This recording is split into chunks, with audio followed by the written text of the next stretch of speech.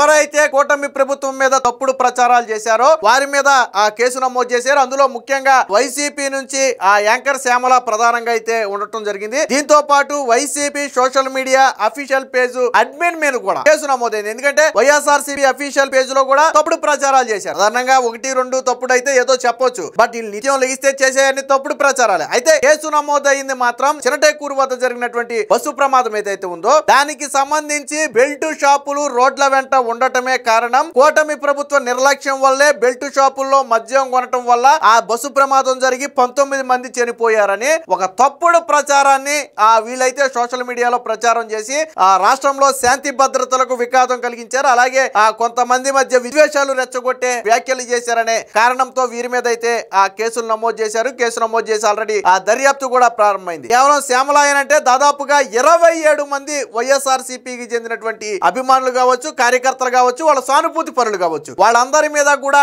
ఆ కేసులు అయితే నమోదు చేయడం జరిగింది. దీనికి సంబంధించి పోలీసులు విచారణ కూడా ప్రారంభిస్తున్నారు. ఖచ్చితంగా త్వరలోనే శ్యామల కూడా పోలీసుల ముందు విచారణకు హాజరవ్వాలి.